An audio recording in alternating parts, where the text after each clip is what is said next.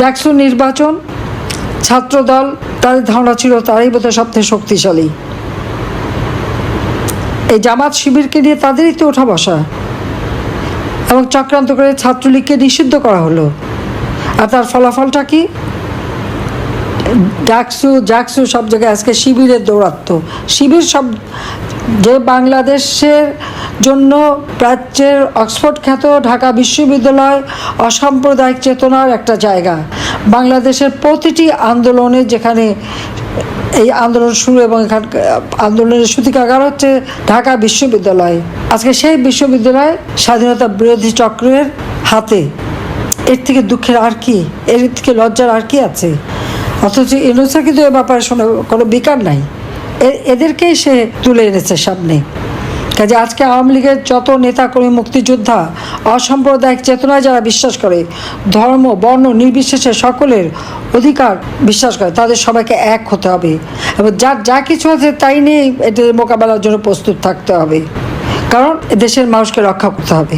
সময়ের কারণে হয়তো আমি সরে আসতে বাধ্য হয়েছিলাম, কিন্তু আমি তো সরে আসার লোক না, আপনারা জানেন।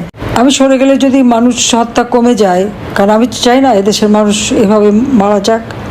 কিন্তু কি হলো, এই মানুষকে হত্যা করা তো থামেনি।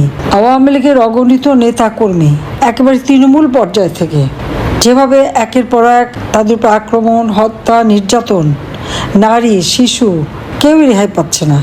অবৈধভাবে সংবিধান লঙ্ঘন করে ডক্টর মোহাম্মদ ইউনূস ক্ষমতা দখল করল।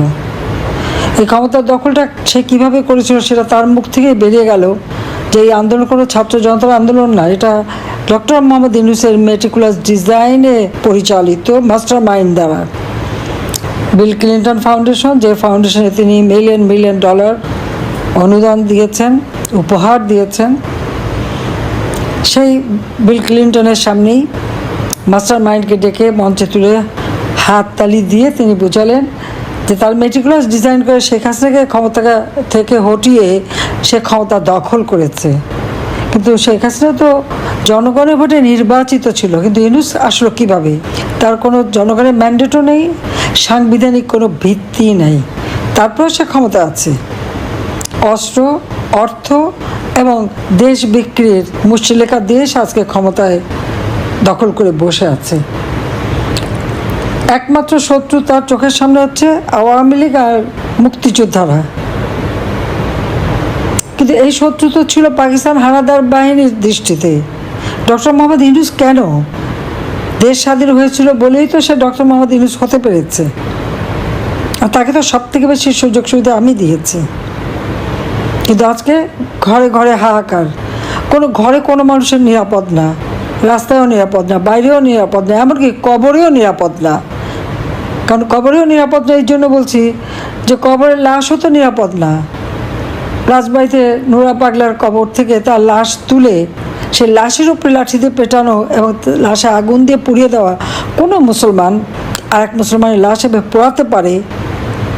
এবং তারা কিন্তু সবাই একবার আল্লাহ বিল্লাহ করা মানুষ, তাদের ছবিও কিন্তু স্পষ্ট। কিন্তু কারা সঠিকভাবে পড়ার সেটা কোনো ঠিক নাই। ইউনূস সাহেবের এক উপপ্রেস সচিব তিনি তারা চোখে দেখলেন যে এই ঘটনা আওয়ামী লীগ ঘটিয়েছে, এটা নাকি তথ্য পেয়ে গেছে।